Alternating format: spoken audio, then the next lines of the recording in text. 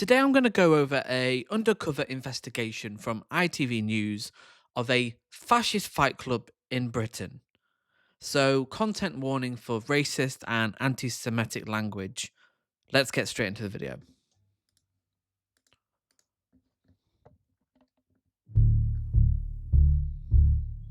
What looks at first like a keep fit class is in fact Britain's leading far-right force, training in plain sight.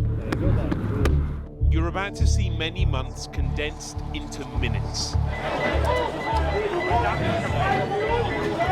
Since the summer riots, we've been watching the group's growth and hearing its descent towards violent, racist rhetoric. Well, I don't think that people do their black. I don't like their culture. I don't like the way they behave. I don't like the way they act. It's not their skin colour, it's them. As the seasons changed, so did the language. Down, guys. White power.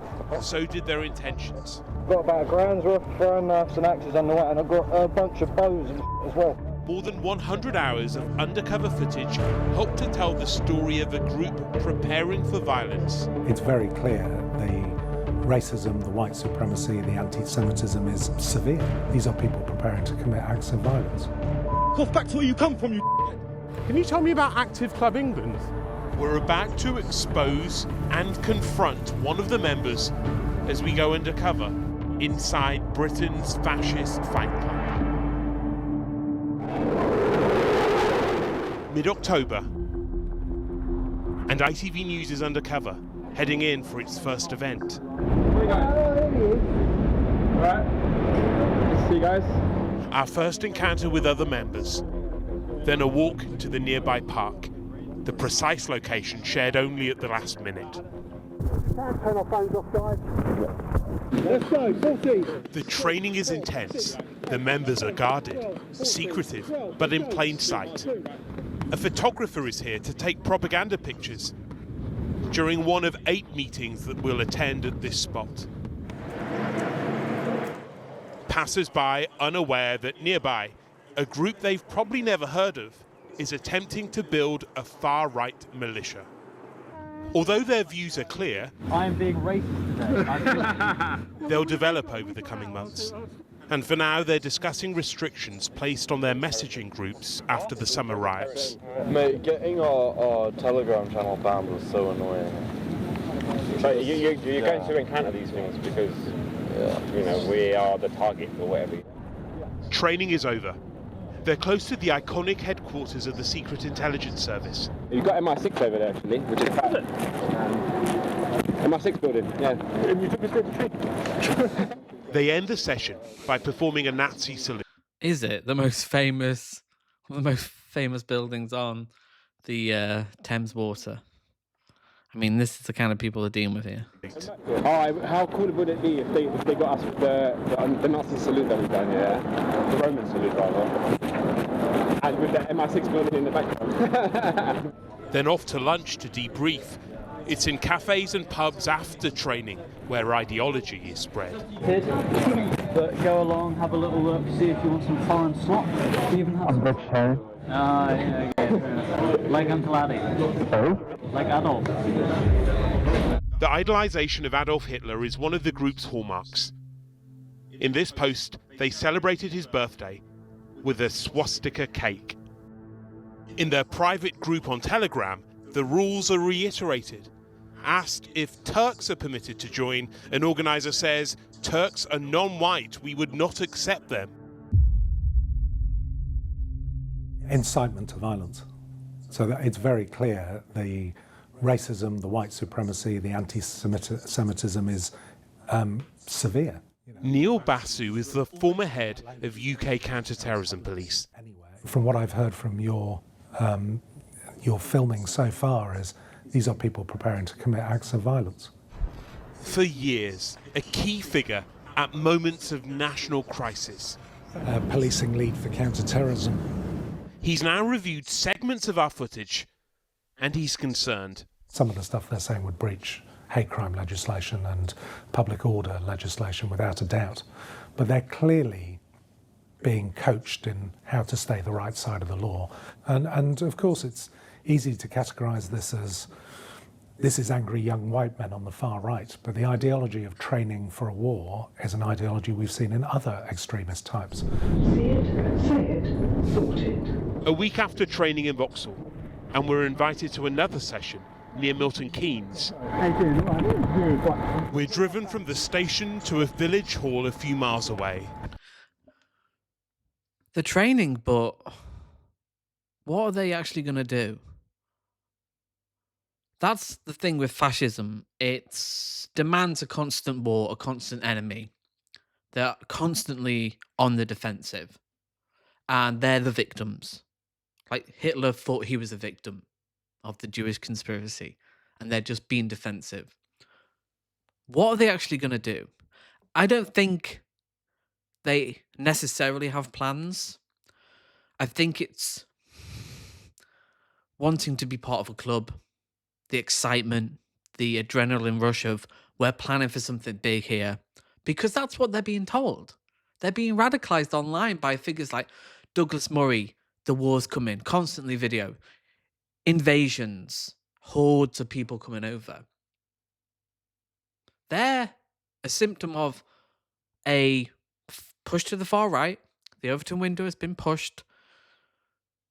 An agitation of certain interests that want people to be upset at non-white people, essentially.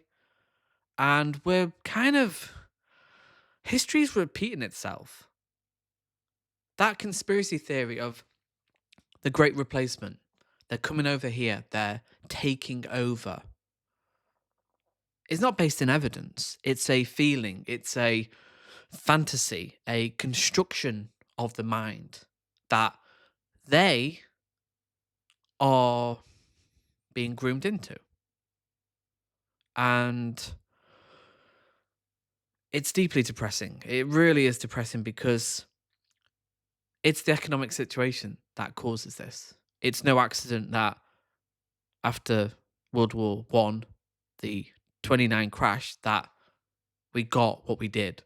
And now with the inequality, the austerity, the desperation, the need for hope for the future is not there for a lot of people. And that's when they turn to the far right. And that's when they are more susceptible to conspiracy theories, to radical ideas that will solve them. And the way they talk about black people, it's so irrational, it's so emotional. And they're not aware of what they're doing in a way. There's a deep lack of self-awareness here. And in the car, the group's ambitions become clearer still. Who is the youngest person that's applied to an active club? I think 16. In fact, when one of the members posted about the issue of appealing to young people 2 days earlier, the response was as close to a mission statement as we've heard so far. This is what the active clubs are attempting to do, it said. Appeal to the youth with a sense of adventure and edginess. Who handles the recruit? Lance actually screamed to me. Himself? Call me Lance. What are your religious beliefs? In fact, it was Lance who vetted ITV News 2 months earlier, the mysterious leader who conducted a half-hour telephone interview before allowing us to join the group. What is your ethnic background, exactly? What do you think is wrong with the country? How would you describe your fitness? One of the major issues that England and Europe in general is facing is the mass immigration of hostile, non-white, non-European peoples into our nations. Back in the car, conversation switches to Southport, seen as a missed opportunity to recruit more members. With Lance only doing the screenings when Southport kicked off, we didn't get to that. The infrastructure is getting better, and now people are... That just shows you they don't care about the victims, the little girls of Southport. They just see that as an opportunity to bring people into their ranks, exploit that horrible tragedy for their own political ends. And that just proves that they don't care about the victims. It's more about hating on non-white people That's what it is. It's never actually a celebration of white people or actually helping white people making their lives better. It's always just a hate. It's just a hate. They don't care about, like, actually England. They don't care about history. They don't care about making life better. It's just hate. It's just, that's all it is. And often it comes from an internalized hate from a lot of different things, but they're just projecting it outwards. Insecurities, failings in their lives, someone to blame their problems onto. You know, just like the reasons I've failed is because, oh, them, that group there. Like contacting and returning around within about 3 years. Hello, mate. Right. We enter the village hall where the training will happen and discover that alongside the London branch, there are members from around the country. And during the training, a familiar voice. I didn't get your name during the call. I didn't tell you. I generally don't tell people. So, yeah. How are you finding the sessions in London?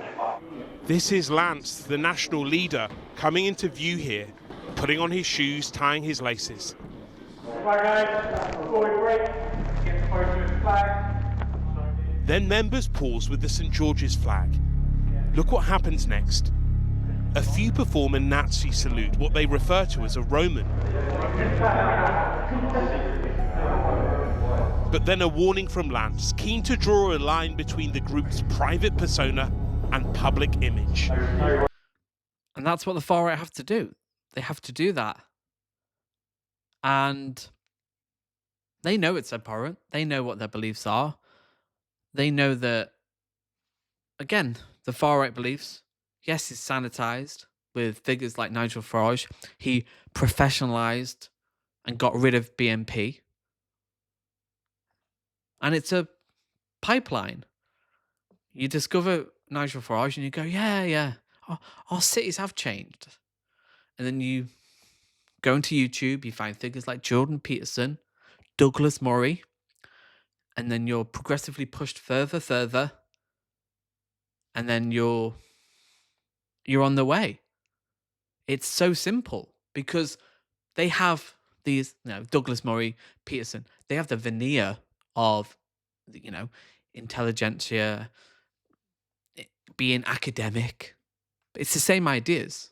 They talk about the same ideas in a more kind of verbose way, but it's the same ideas. And then it's insane. It's truly insane that this has become normalized to the point where people just go, yeah, one of the biggest problems is non-white people coming into the UK. None of this is inevitable. None of this is inevitable. Because arms crossed or by their sides, this is what was published on social media a few hours later.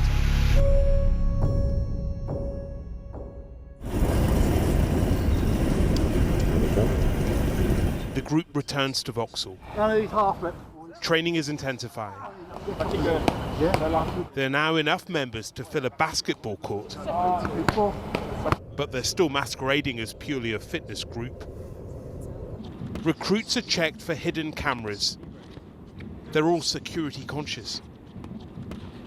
New advice tells members to buy a secondary phone to communicate with other members and to start using the messaging app Threema, judged the best platform to keep the phone as separate from your everyday identity as possible. We go to the same class. Afterwards, they head to a cafe. Remember, it's after. It's just so silly. Fascism is just a silly thing. Like, we're going to train for the coming race war. And then, should we go and get a Costa? Have a slice of cake? It's just so silly. And it's hard to analyze because you've got to look at the structures. It's easy to mock the individuals. It's so easy. They're ridiculous. But what led to this situation? What has pushed these men to the point where they genuinely believe that the biggest threat to their lives is non-white people in the UK when we have 82% white people in England. They have the power, they have the money, they have the wealth, they have the influence. Pure irrational. It's conspiracy brain. It's pure conspiracy. And it's only going to get worse before it gets better, because people just think that if you call this out and you go, these guys are racist, it's like, oh no, they're not far right. What else do you call this? People will say, and in the comments on the video as well, they're trying to justify it. Go to this video, inside Britain's fascist fight club. Look at the comments. People are like, it's just normal. It's like, oh yeah, that's just defending their own country. It's insane. The training where opinions are shared, and they're growing more comfortable around each other. Blacks and other groups, they more think alike. Like hive minds, you mean like that? With whites, we're all They have a group conflicting. identity. Yeah, it's not happening. It's just so silly. Like, what is that? That's a feeling. The idea that black people are called like a monolith. They all think the same, but white people conflicted. What? No, go to any demographic is going to have conflicts. Like ethnicity, you can boil it down to like so many fractals. Any group is going to be full of contradictions and, clashes and antagonisms. It's just so silly. It's just so emotional. It's a feeling based on, it's an ickiness. Like they just don't like black people because they're different. That's it. Talk to them, interact with them, see, oh yeah, they're just like me. Oh yeah. Yeah. Michael, fine.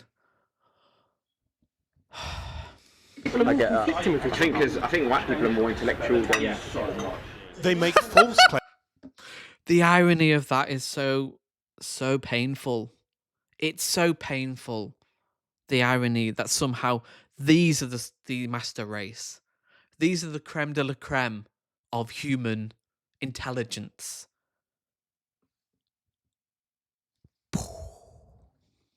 Claims that certain iconic African Americans have white heritage in order to explain their talent. I think Martin Luther King even more. Don't tell them that all of them have got black heritage. They would be very upset. Just don't tell them. They'll be fine. They'll look at where we came from in Africa. Just don't tell them. Yeah. I think Malcolm X as well. Yeah, Malcolm X. All the good ones. Yeah, Malcolm X. All the good ones. See, essentialism, all the good ones. Again, essentialist thinking is inherently fascistic. I did a video, Richard IV. When you think of people, like black people, inherently this way, even though race is a social construct, it has no scientific basis, you see it's in us versus them dynamic. Us, the white people, are the good guys, black people are the bad.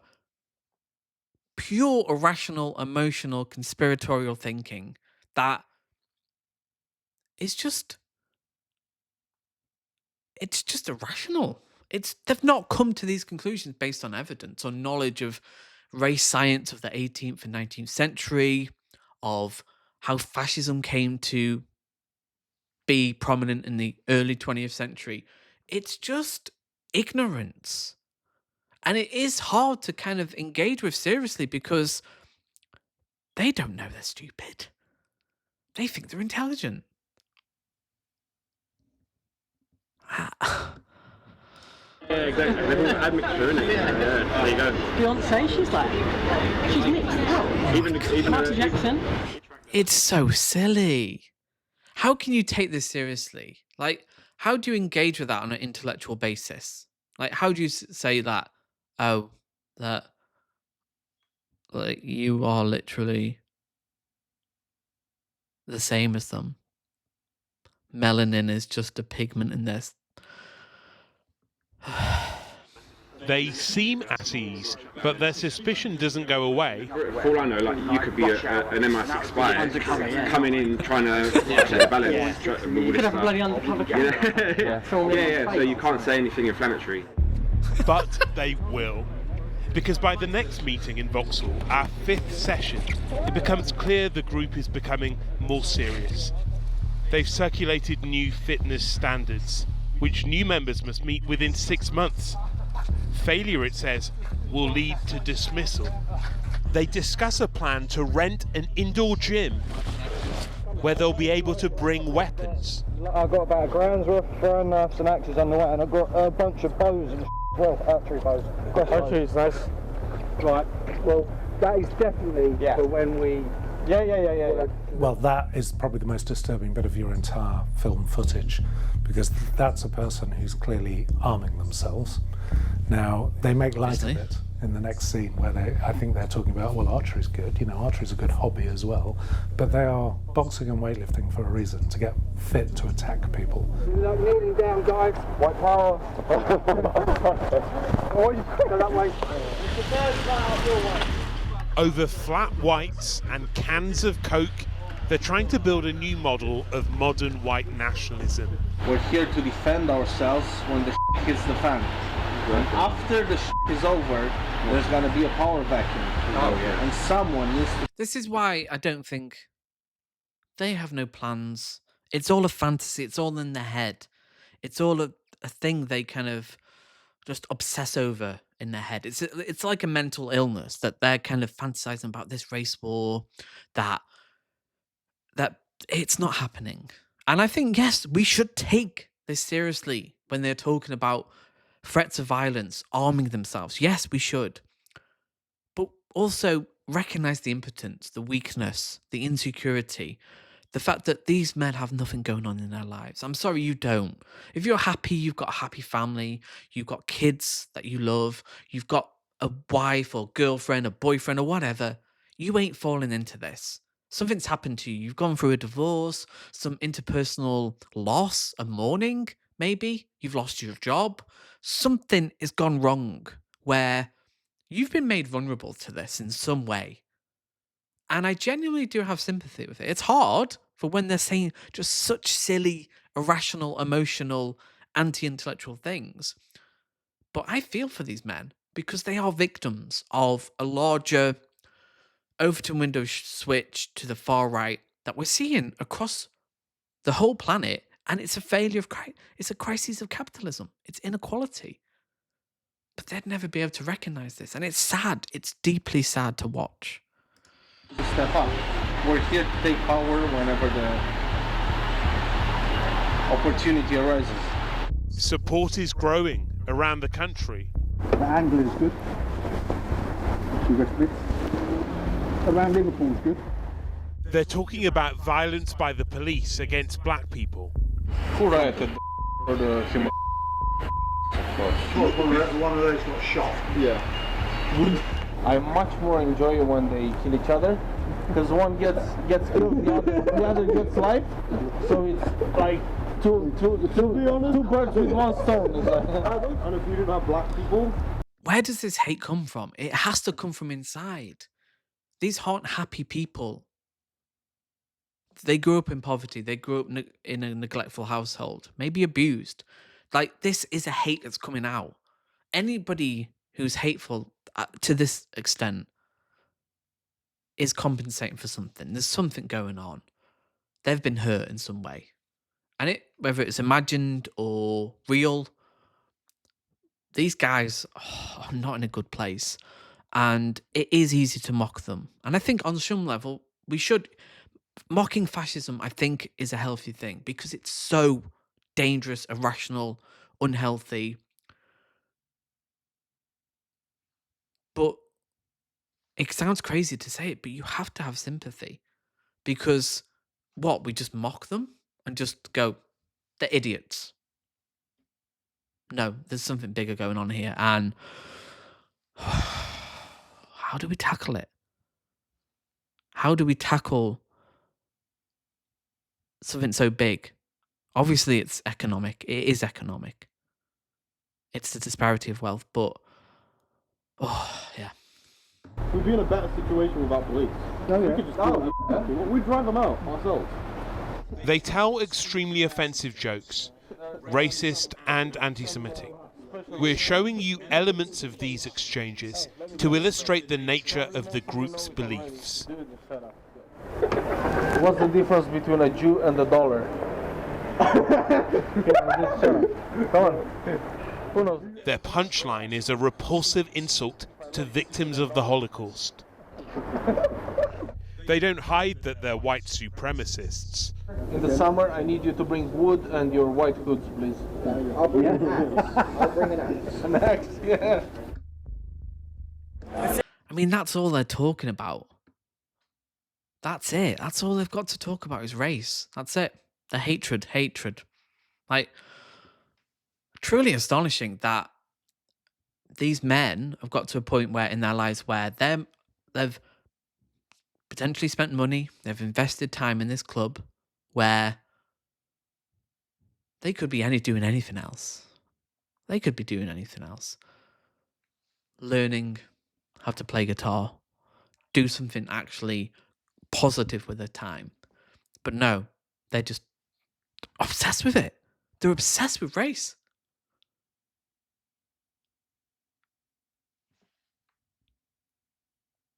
Why? Why this? I understand it on a theoretical level. You analyze the forces of history, economics. But the psychological level, it does flabbergast me of how you can just, and it is education. I think education is the best inoculation against racism. I truly do. Like, education, like, as a caller once said, a truly educated man will never be a racist. And that's true. I do believe that. So, how do you educate people? Well, it's hard if you don't want to be educated. You can't force someone to be educated on race dynamics, racial history. So how do you deal with these kind of people? If anyone wants to know, this is what we're about. It's Rise Above movement. Active Club was founded 4 years ago by Robert Rundo, a far-right activist in the US, who fled the country after being accused of rioting. Kill! Eventually, he was found and arrested in Romania, and for years he's been trying to spread his network elsewhere. But listen to this. It's Rundo in conversation in a podcast with a British man called Alex Davis. I'm here with Alex Davis. He is one of the founders, co-founders of National Action. National Action, a white supremacist group which was outlawed in Britain. So let's have some fun. Come on, fascism equals fun. And it gives us a sense of living, a sense of purpose. My proudest moment was dismantling. And that's it. If you want to boil it down, it's that. These men have empty lives. They've not got much going on. They don't have money. They don't have hope for the future. They don't have relationships. Maybe they don't have families. Anyone that really cares for them. That's deeply sad to me.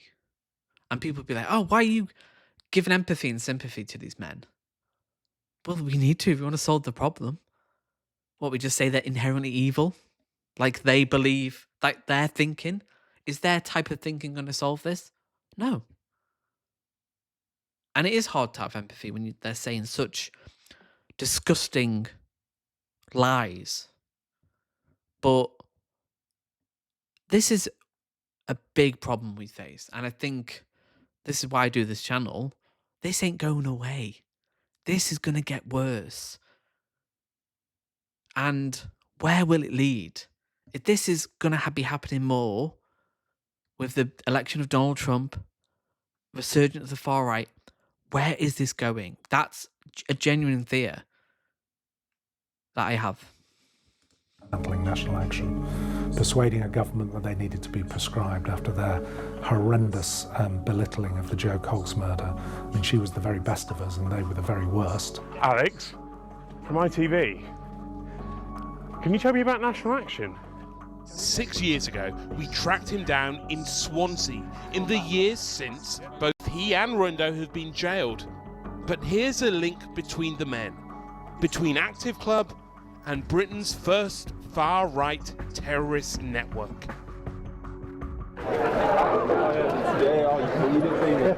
1 week before Christmas, members gather again. Not for training this time, because Active Club is a social movement too. Looks like after work drinks. But there's a new face in the crowd. A flat cap, a sparse beard and easy energy. He's making friends fast and introduces himself simply as Glenn. Already at the head of the pack as they walk towards another pub. Beers, burgers and bigotry are where the night continues. Tongues are loosened, and yet there's still something Glenn is holding back from the group. Because his real name is Jay Barlow, and 2 months before he was first recorded by ITV News, he stood before a magistrate receiving a suspended sentence for possession of a knife in a racist offence against a police officer. So, he joined Active Club while under probation conditions. He discusses firearms with some of the others. Did you see in like France and Germany, it's easy to get things like AKs and like big propaganda. Yeah, they're on the Here, black market. It's hard to get. You can get hold of them. It's just annoying to get hold of. A lot of people are 3D printing now. Yeah. Right. We've also discovered. See, that guy's just posturing there. Like, he's going to get an AK. Like, what's he going to do with that? It's just cartoonish in a way. Like, and all he's doing is like posturing. He's like showing his masculinity there. He's trying to signal something. Whereas inside, what's going on? Like, really, the psychology of it is so fascinating. Like, what is going on? It's just sad. That back in 2018, he was sentenced to 4 years in prison for trying to stab a man in a supermarket knife attack. And what impact has his sentence had on his behaviour? Well, in the new year, 2 months after he was sentenced, he shared a video with other members of the group. That's what I thought, you f***ing nerd. Go back to where you come from, you dickhead. Abusing and chasing a young stranger who isn't white. We locked eyes as I was walking back from the gym, and he made a funny face at me. Later, he sends voice notes to explain. What was he going to do there exactly? He just chased someone and filmed it. Why? Like, to show you're a tough guy? I mean, just... It's a mental illness, essentially. It is fundamentally... Fascism is a form of mental illness based on a deep hatred of yourself that you project onto other people. That's it. It's economic, but also it's psychological in nature. What happened? I've got an especially short temper for the non-whites. I've got zero tolerance for them. But why? What has happened in his life that has led to that conclusion? Has something happened to him? Has he been exposed to that? Has he been brought up in that environment? What has led to that belief? Has he been radicalized online? Probably. Almost certainly. And then that's it. That's the solution to his problems. Just oppose hate party people. Makes you feel good about yourself. Makes your life better. Does it? This has been seen by nearly 100,000 people. No one thinks you're a tough guy, mate.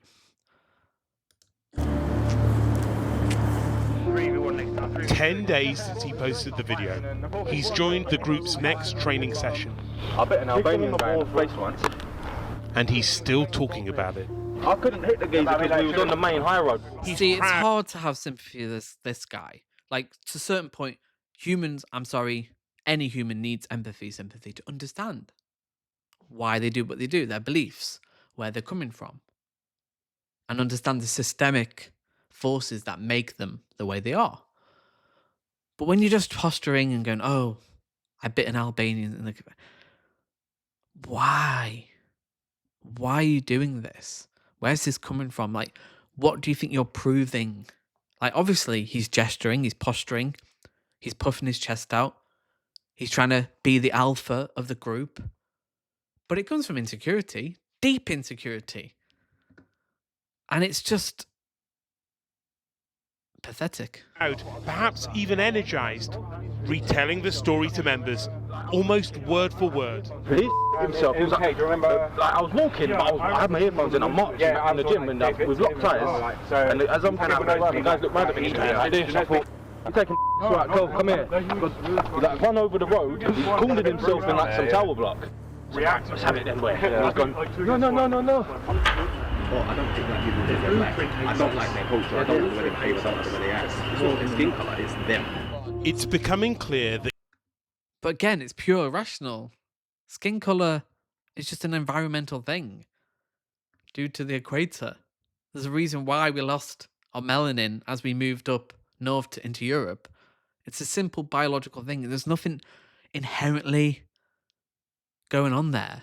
Yeah, there'll be some genetic things like sickle cell disease, some certain tendencies, but overall, very little meaningful genetic difference between. It's just so irrational, emotional, and just how do you deal with, again, you can't argue a racist out of their beliefs because they didn't come to their beliefs based on evidence or logical thinking. So how do you get someone out of it? The only way is education. But I'm sorry, does he seem like a guy who wants to extend empathy to other humans that are different to him? That Glenn is now a significant voice. The only black I like is my coffee. I know they've edited it but that's all they go on about. Like these people on 4chan, these often incels, these desperate young men who are not having a good time. You know, they watch this cook pornography. They love it. It's a fantasy.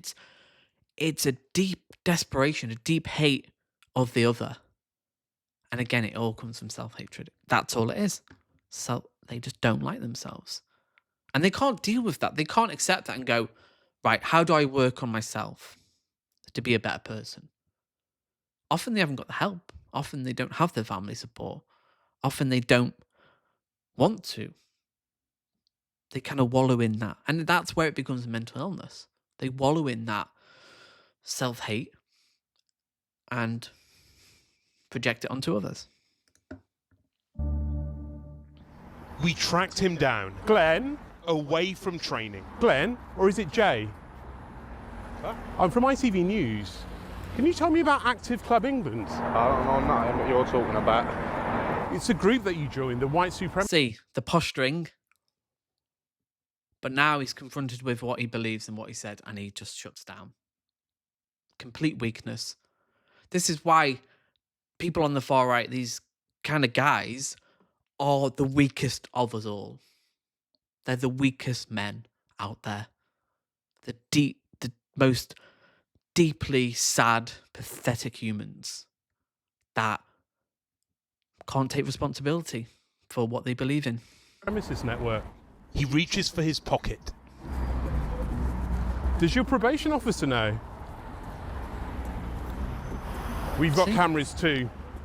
He sends this video to the group. Tell me, when you said you had no tolerance for non-white people, do you just want to explain what you meant by that? Stop harassing me. See, immediately turns into a victim. It's that victim mentality that they have. That, oh, they're all coming for me. Oh, black people, brown people. But he can't explain it. Imagine if he did actually logically explain why he has zero tolerance for black people. What would he say? It would just be feelings. It'd be like, I just don't like black people. There's no actual thought into what he believes. It's an emotional, visceral reaction towards whatever his life has been. And he obviously has not had a nice life. But so have a lot of people. They don't turn to fascism. There is some agency here. But will he learn from this? Will he learn from this exposure? Probably not. He may even double down on it. Let's talk about harassment. Tell me about the guy that you followed down the street the other day. Tell me about your conviction and the sentencing in November.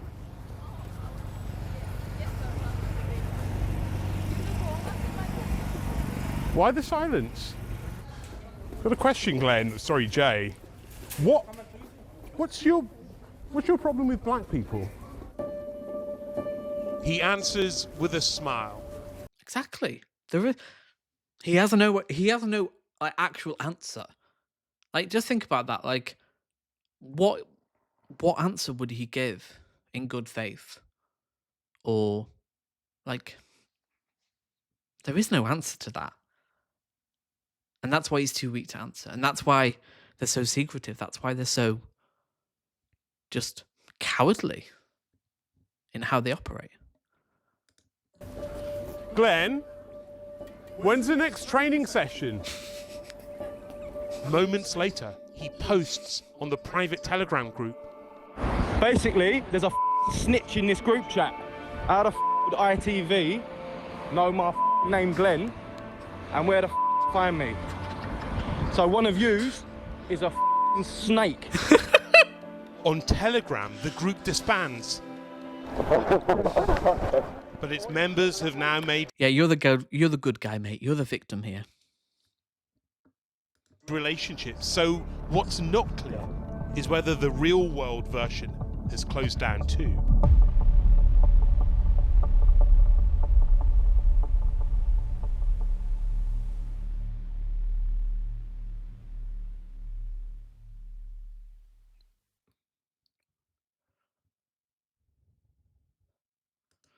Active Club England is a fraternal organisation for young English men, the dog whistle there, i.e. white, dedicated to the development of a culture of brotherhood. Again, the euphemism, they just can't be open. I mean, that's why you have to do investigations like that, undercover, to actually see what they really believe, how they talk, these people. Because this is, once they are on the outside, it's all euphemism, all cowardly silence. Brotherhood, physical fitness, and self-improvement. They ain't improving themselves. What self-improvement are they doing on themselves? There's zero self-improvement going on here. We are unapologetically for the English people. What does that mean? What does it mean? What? Just say white people. Just be honest. Just be honest. And our continued existence, great replacement theory, in our ancestral homelands. Just weak. We stand for total victory through cultural rebirth. You don't stand for anything. You just stand for hate. That's it. Hate that you can't deal with, that you just won't work through. It's other people. It's a race war. Let's get fit for the race war.